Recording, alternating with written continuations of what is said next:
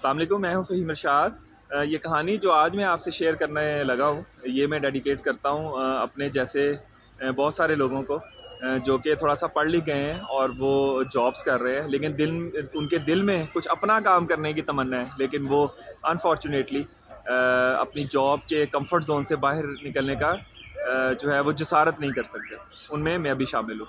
अच्छा, कहानी कुछ यूँ है कि एक आदमी, गरीब आदमी होता है, वो बहुत सारे इलाकों के खाक छानता है रोज़गार के लिए, पैसे के लिए और अपनी खाने पीने की चीज़ों के लिए, लेकिन उसको कहीं पर भी कोई रोज़गार नहीं मिलता। करते करते वो एक शहर में एक चर्च में चला जाता है, जहाँ पे वो अल्लाह ताला को कहता है कि या अल्लाह, ये तेरा कैसा इंसाफ़ है, तो मुझे जो है वो मेरे रोज़ी का बंदोबस्त नहीं करता, मेरे रोज़गार का बंदोबस्त नहीं करता। ये बातें वहाँ का पादरी सुन लेता है, तो पादरी उसको डांटता है कि तुम ऐसी बातें ना करो, अल्लाह से ऐसी बातें नहीं करते। जिस पे वो आदमी कहता है कि ठीक है, तुम मुझे रोज़गार दे दो, मैं ये बातें नहीं करता। पादरी कुछ देर कुछ सोचता है और उसको कहता है ठीक है, मैं जो तुम्हें अपना कातिब रख लेता हूँ, यानी कि अकाउंटेंट रख लेता हूँ। तुम चर्च में आने जाने वाले लोगों का हिसाब रखो और कुछ ख़र्चों का भी हिसाब रखो। मैं तुम्हें खाने पीने और रहाइश के साथ साथ $50 माहवार भी दूँगा।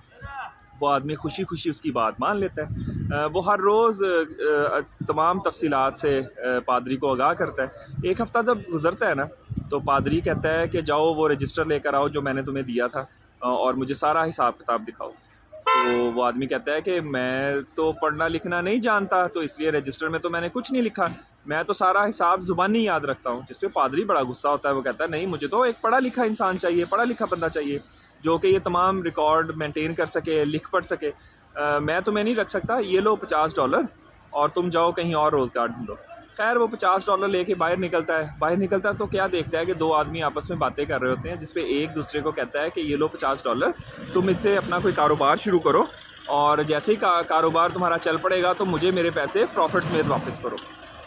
वो ये बात सुनकर सोचता है कि $50 तो मेरे पास भी हैं, तो मैं भी क्यों ना कोई काम शुरू कर लूँ। फिर वो सोचता है मैं काम क्या करूं, तो इलाके में इधर उधर रिसर्च करता है थोड़ी सी कि किस चीज़ का काम कर सकता हूं। तो वो ये इस नतीजे पे पहुंचता है कि इस इलाके के जो अमीर लोग हैं वो टमाटर के साथ रोटी खाते हैं, लेकिन टमाटर उस इलाके में पैदा नहीं होता। बहुत दूर के इलाकों में टमाटर पैदा होता है और दो तीन ही बड़े बड़े ताजर थे जो कि वो टमाटर वहाँ से यहाँ पे मूव करते थे और बड़ा प्रॉफिट कमाते थे। वो आदमी चूँकि बहुत सारी जगहों की ऑलरेडी खाक छान चुका होता है, विज़िट कर चुका होता है, ट्रैवलिंग काफ़ी कर चुका था, तो उसे पता होता है कि कहाँ पे अच्छे टमाटर मिलेंगे और सस्ते। वो वहाँ पे जाता है, सस्ते टमाटर ख़रीदता है और उस इलाके में आके टमाटर कम प्रॉफिट मार्जिन के साथ बड़ी जल्दी सेल कर देता है। यूँ उसका ये तजर्बा बड़ा कामयाब रहता है। देखते ही देखते वो एक बड़ा टमाटरों का ताजर बन जाता है और अपने साथ वो मुलाज़म वगैरह भी रख लेता है। एक दफ़ा वो अपने मुलाज़मों के साथ किसी दूसरे इलाके में जाता है जिसकी ज़ुबान उसको समझ नहीं लगती, तो वो खाने का जब ऑर्डर देने लगता है तो वो अपने मुलाज़िम को कहता है कि तुम जो है ना मुझे खानों का बता दो कि कौन सा खाना है, क्या नाम है इनके।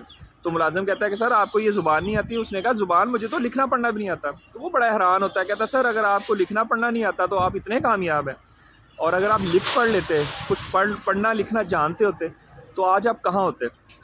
जिस पे वो आदमी मुस्कुराता है, वो कहता है होना कहा था, चर्च में $50 की नौकरी कर रहा होता। तो ये हाल हम जैसे बहुत सारे लोगों का है जो कि अपनी कंफर्ट जोन से बाहर नहीं निकल पाते, डिसीजन नहीं ले पाते, रिस्क नहीं ले पाते और $50 की नौकरी करते करते इस दुनिया को छोड़ जाते हैं। अपना बहुत ख्याल रखिएगा। अल्लाह हाफिज़।